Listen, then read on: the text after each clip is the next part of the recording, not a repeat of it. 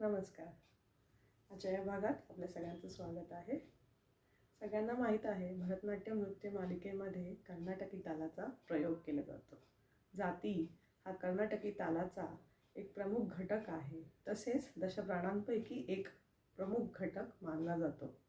तालाच्या 5 जाती आहेत. तिश्र, चतुश्र, खंड, मिश्र आणि संकीर्ण अशा ह्या 5 जातींची नावे आहेत. तिश्रमध्ये 3 मात्रांचा एक लघु असतो, ज्याचे बोल त, की, ट असे असतात.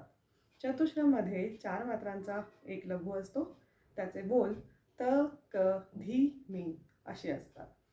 खंडमध्ये 5 मात्रांचा एक लघु असतो, ज्याचे बोल त, क, त, की, ट असे आहेत.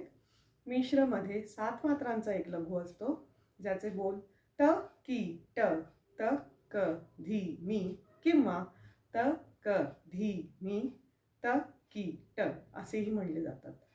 संकीर्णमध्ये 9 मात्रांचा एक लघु असतो, ज्याचे बोल त, क, धी, मी, त, क, त, की, ट असे आहेत.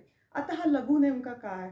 लघु हा कर्नाटकी तालातला एक प्रमुख अंग आहे, ज्याला एक टाळी आणि पुढे बोटे मोजणे अशा प्रकारे दर्शवलं जातं. आता बघूयात तिश्र जातीचा लघु कसा केला जातो. त, की, ट. चतुश्र जातीचा लघु त, क, धी, मी. खंड जातीचा लघु त, क, त, की, ट. मिश्र जातीचा लघु त, की, ट, त, क, धी, मी आणि संकीर्ण जातीचा लघु त, क, धी, मी, त, क, त, की, ट. ही होती फक्त 5 जातींची प्रमुख माहिती.